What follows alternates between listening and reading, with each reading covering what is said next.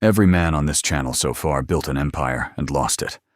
Prison, a bullet, a betrayal. This is the one man who built one too, and simply walked away. Alive. Free.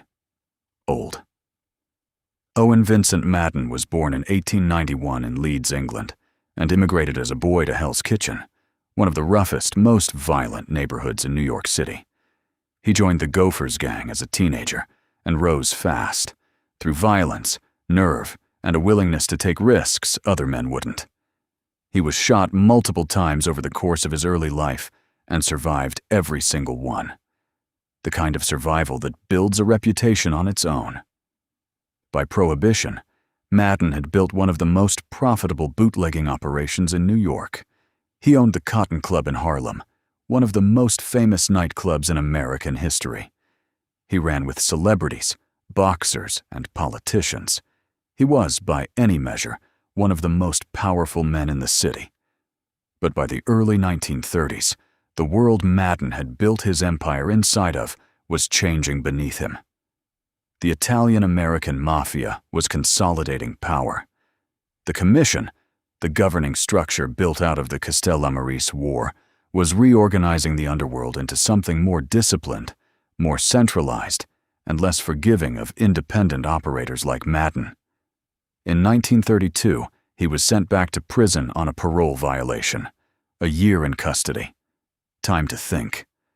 Most men in his position would have come out swinging, trying to rebuild what they'd lost, trying to reassert dominance in a world that no longer had much room for them. Madden did something almost no one else in this world ever did. He looked honestly at the landscape in front of him. His body carried the scars of a violent life. The structure of power around him had shifted permanently.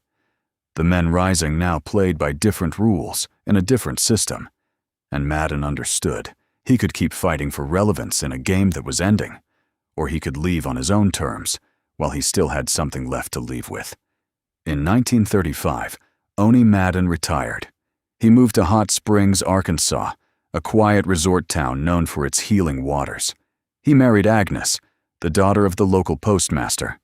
He became, almost unbelievably, a respected and beloved figure in the community, donating to local causes, greeting neighbors by name, attending church.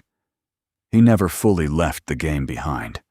He ran legal gambling operations in Hot Springs, and for years the town became a quiet retreat where other men from his old life, including some you've heard of on this channel, came to relax under the town's protection.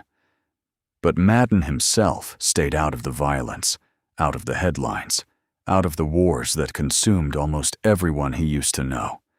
He lived in Hot Springs for 30 years. On April 24th, 1965, Owney Madden died peacefully. Emphysema. Age 73. The town turned out to mourn him, not as a feared gangster, but as a man they'd genuinely come to respect. Here is why I'm telling you this story. Every other man in this series had the ending decided for them. A rival made the call. The law made the call. Their own mistake made the call. Madden made the call himself. This is the piece of discipline almost nobody talks about, because it doesn't look like ambition. It looks like the opposite of ambition. But knowing when to walk away, while you still have something to walk away with, is one of the hardest decisions a man will ever make. Most men keep pushing long after the moment has passed.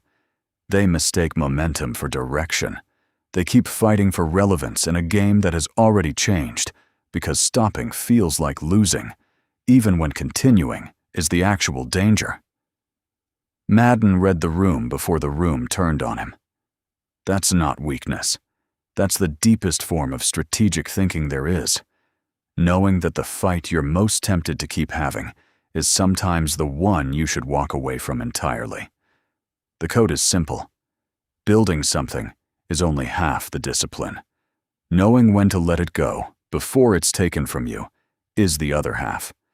And almost no one masters both. That is the unwritten code. If this hit different, subscribe. Every week we break down the mindset, strategy, and discipline of the world's most calculated minds, and translate it into principles for the man who is ready to build something real. No fluff, no shortcuts, just code. Welcome to Unwritten Code.